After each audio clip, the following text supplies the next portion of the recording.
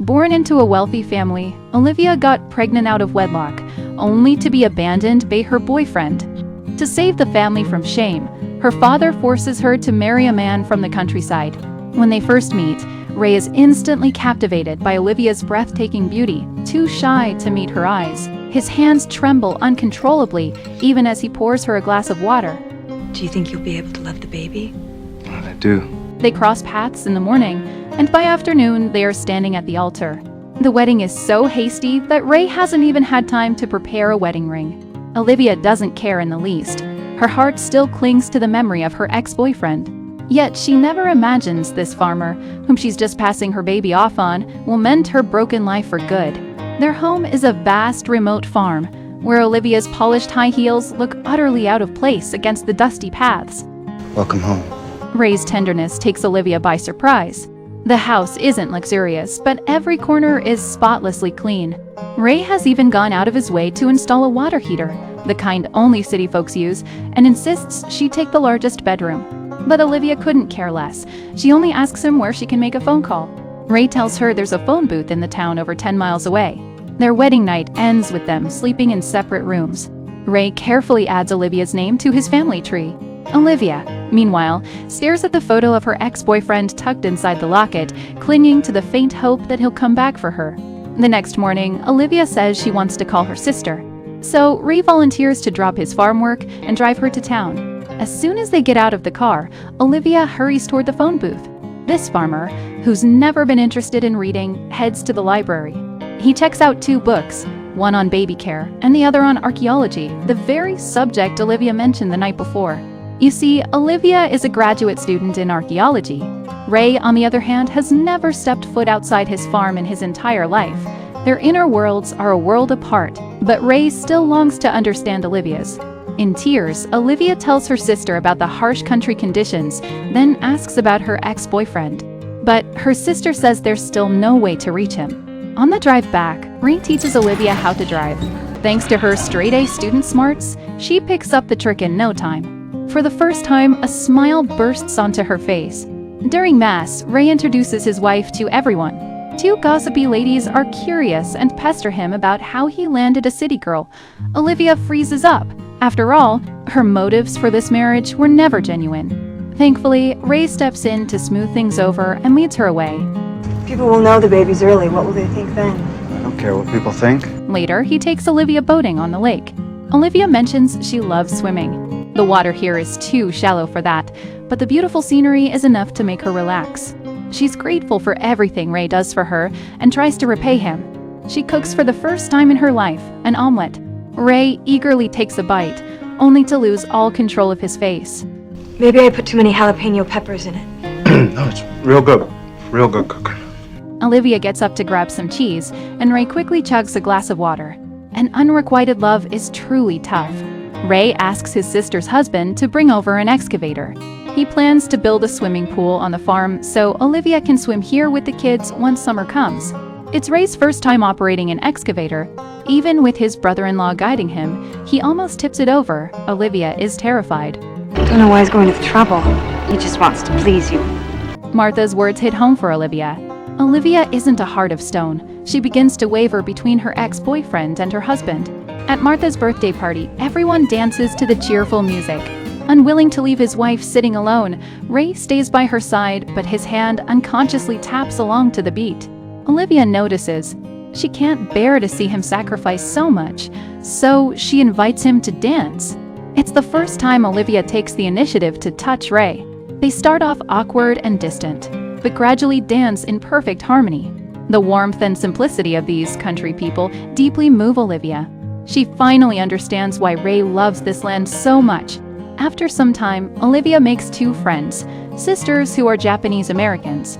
Despite coming from the internment camp to do volunteer work, Olivia shows them no prejudice. The sisters love collecting butterfly specimens and went to college, so they have plenty to talk about with Olivia. But Ray shows complete apathy toward the Japanese sisters. His brother, after all, died in the attack on Pearl Harbor. Olivia complains that he's being boring. With Ray, they can only talk about crops and the weather. Compared to that, she'd much rather chat about academics with the Japanese sisters. At lunch, they go to Ray's sister's house. As soon as his brother-in-law starts talking about growing soybeans, Ray changes the subject, unexpectedly bringing up Troy. Olivia is shocked, and the rest of the family is even more so. What farmer talks about archaeology and art? Olivia realizes Ray is only talking about this to cater to her interests. The wall she's built around her heart begins to crumble under his thoughtfulness and kindness. After saying goodnight, neither of them moves to leave. Ray works up the courage to kiss his wife, but Olivia unconsciously pulls away. She still can't let go of her past. On a sunny morning, a sleek convertible pulls up to the farm. Olivia's sister, Abby ounces urban sophistication. Olivia tugs at her ill-fitting clothes, squirming with embarrassment.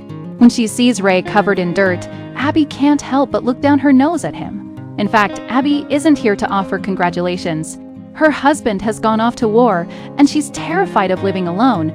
She wants to take Olivia with her. She suggests making up a story that Ray is an alcoholic who abuses his wife. This way, Olivia and the baby won't face gossip, and they won't technically be defying their father's wishes. To her surprise, Olivia shuts her down immediately, leaping to Ray's defense. Ray's the most gentle man I've ever met. In the end, Olivia doesn't leave with Abby. She only asks her sister to forward a letter to her ex-boyfriend. One day, after shopping with her 2 Japanese-American friends, Olivia is driving down a back road when she stumbles upon an air raid shelter dug by Ray's grandfather. The old furniture and relics inside are a treasure trove for someone studying archaeology. She hauls them home, eager to share her excitement with Ray. Ray can't hide his joy at her sharing, but their inner worlds are still far from aligned. To Ray, Olivia's hard-collected antiques are nothing but junk. He sets them on fire without a second thought. It's only when he sees Olivia storm off in anger that he realizes how much those things mean to her. He rushes to fetch water, puts out the fire, and saves a sack of the items, then goes to apologize. What truly upsets Olivia, though, is that Ray doesn't care about his family's history, a value she holds dear.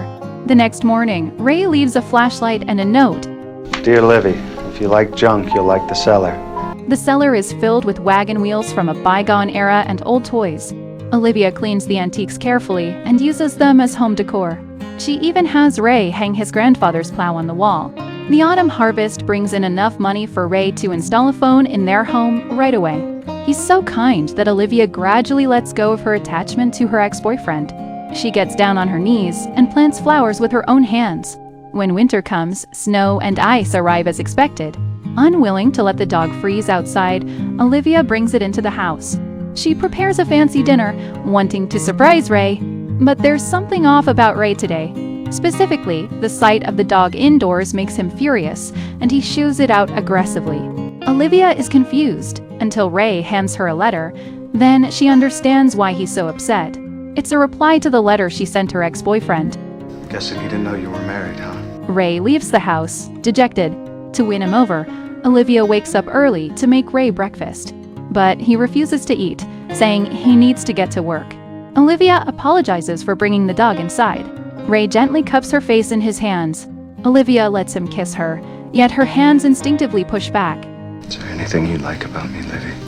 Lost and unsure what to do, Olivia goes to Ray's sister Martha's house. She opens up to Martha about her failed relationship and the mistakes she's made. She's overwhelmed with shame. Her ex-boyfriend denied being the father of her baby in his letter. Knowing she's hurt Ray deeply, Olivia thinks leaving might be the best thing for him. Martha doesn't try to talk her out of it. She respects Olivia's decision. On Thanksgiving, Olivia expresses her gratitude to Ray's family, her words hinting at her impending departure. Ray catches on and waits by the door, with the dog right beside him, allowed inside at last. He won't stop her from leaving, but he can't let her go without knowing how he feels. I've fallen in love with you, and I love that baby. I know you had your heart set on going to faraway places, but there's a good bit of history right here in Otero County. If you like Indian canyons and dugouts, I'll help you find them. You can dig around all you want. Ray's heartfelt confession brings tears to Olivia's eyes. She'd already developed feelings for him, but she could never forgive herself for her past mistakes. Thinking she didn't deserve him, Ray pulls out the ring he never got to give her on their wedding day.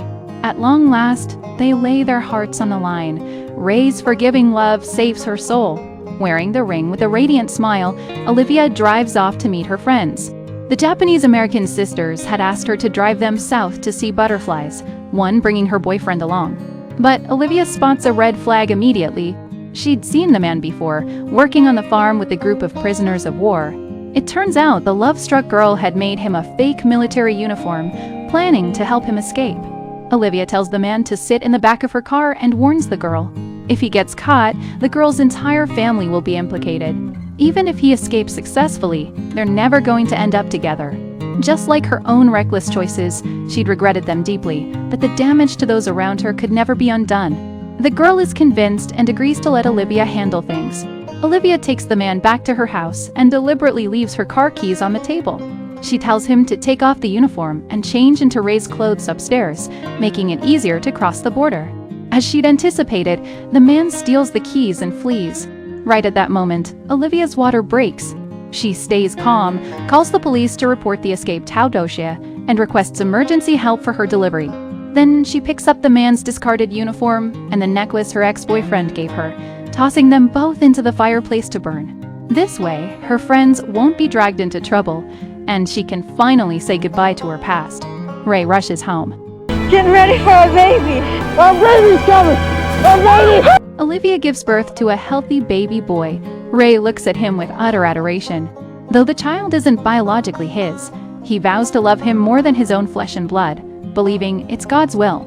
His brother had died in the war, and now this baby has come into their lives. New life will always triumph over the shadow of death, bringing endless hope to humanity.